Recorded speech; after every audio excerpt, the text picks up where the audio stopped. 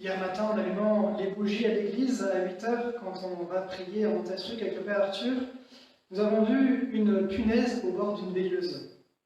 Scène presque normale, tant nous avons été envahis par les punaises cette année. Mais en éteignant la bougie le soir, nous avons vu cette fameuse punaise, le ventre bien brûlé et au fond de la cire liquide.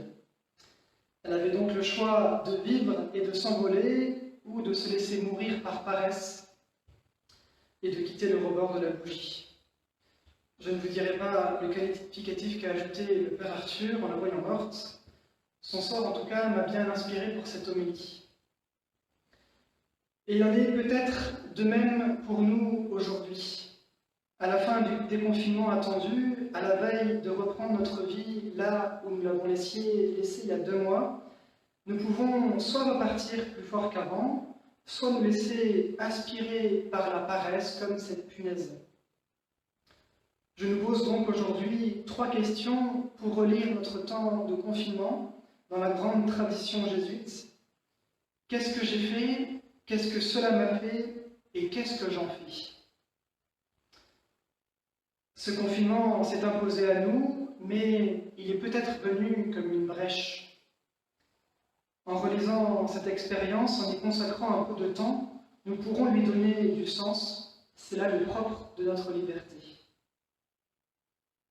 Pour beaucoup d'entre nous, nous étions avant cette brèche dans une fuite en avant.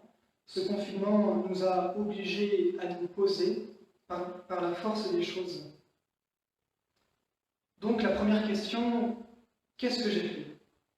C'est factuel, j'ai fait telle chose, j'ai vu telle personne. Revoyons les 2 mois écoulés et regardons tout ce que nous avons fait, télétravail, dossier en retard, bricolage, jeux avec les enfants, cuisine, soirée film, lecture, sport. La première question est assez simple. Qu'est-ce que j'ai fait? La deuxième, qu'est-ce que cela m'a fait? Comment ces événements ont provoqué en moi des émotions, des tensions? Prenons donc un temps personnel, car il n'y a pas une bonne ou une mauvaise manière de vivre les choses. Les membres d'un même foyer pourront avoir vécu la même chose, mais chacun l'aura perçu différemment. Ne nous laissons pas influencer par telle ou telle opinion, sinon nous passerions à côté de notre propre expérience. Ce temps de confinement s'est imposé à moi, c'est sûr, mais est-ce que je l'ai vu comme un temps venu de Dieu?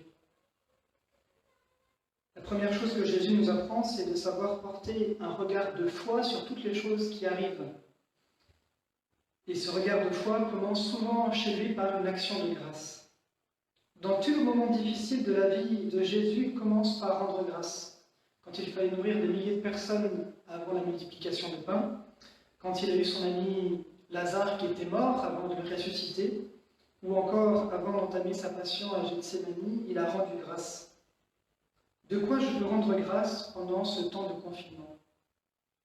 Posons-nous la question, comment Dieu m'a aimé dans ce temps de confinement? Comment j'ai traversé ces jours? Quelle est la brèche par laquelle le Seigneur m'a parlé? Avant de partir en Afrique du Sud, pendant mon temps de formation, un ami prêtre m'a dit « Tu vas vivre un condensé de vie. Tu vas voir, comme un sirop de menthe bien concentré, il va falloir beaucoup d'eau ensuite pour le diluer et que ce sirop soit buvable. » Eh bien, c'est exactement ce que j'ai vécu. Je relis encore beaucoup d'événements aujourd'hui, 4 ans après être revenu d'Afrique du Sud, à la lumière du Seigneur, beaucoup de moments que j'ai pu vivre là-bas. Alors ce temps de confinement est sûrement un concentré de vie, pour nous aussi, pour chacun d'entre nous. Sachons prendre le temps de le diluer pour pouvoir le boire ensuite. Prenons le temps de faire mémoire, comme les prêtres à la messe quand ils reprennent les paroles du Christ, faites ceci en mémoire de moi.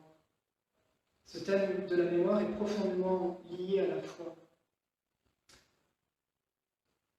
Et si ce confinement était une brèche de Dieu dans nos vies pour révéler ce qu'il y avait déjà de beau en nous? Vous êtes nombreux à nous avoir témoigné que vos familles s'étaient retrouvées, que les amitiés avaient grandi entre vous, et c'est beau, le Seigneur s'en réjouit. Si l'on regarde avec notre foi, le Seigneur nous invite à rendre grâce, et cette action de grâce va me permettre de voir la brèche. Et comment Dieu a réveillé mes désirs, mes bonnes actions, mes bonnes pensées, mes qualités, mes bonnes relations, mes bons côtés de mon caractère. Rendre grâce, c'est avoir un cœur qui est dépendant de quelqu'un, c'est dépendre et s'en remettre à Dieu. À l'exemple des disciples d'Emmaüs, au soir de la résurrection, nous sommes entrés dans ce confinement avec un mélange de joie et de tristesse. Alors, comme eux, laissons le Seigneur réchauffer nos cœurs. Dieu veut pour chacun d'entre nous qu'il y ait un avant et un après confinement, mais il nous laisse libres, donc c'est à nous de choisir et à nous de répondre à cette question « Qu'est-ce que j'en fais ?» Qu'est-ce que le Seigneur a voulu me dire pendant ce temps de confinement? Qu'est-ce qu'il m'a donné? C'est donc le moment d'arriver à la troisième question. Qu'est-ce que j'en fais? Qu'est-ce que je fais de tout cela? Pour éviter de finir mort comme la punaise de la bougie, prenons ce temps de réflexion personnelle. Revenons donc à l'essentiel. Moi, dans ma vie, comment le Seigneur m'a aimé? Qu'est-ce qu'il a voulu me montrer? Qu'est-ce qu'il a voulu me dévoiler? Transformons ce temps de confinement en une vraie brèche pour laisser entrer Dieu dans nos vies une nouvelle fois. Jésus nous donne d'ailleurs un élément de réponse dans l'évangile du jour. « Je suis le chemin, la vérité et la vie. » Le chemin, la vérité et la vie. Je suis le chemin, marchez avec moi. Je suis la vérité, croyez en moi. Je suis la vie, vivez en moi. Ou, dit autrement, qu'est-ce que j'ai fait? Je suis le chemin. Qu'est-ce que cela m'a fait? Je suis la vérité. Qu'est-ce que j'en fais? Je suis la vie. Amen.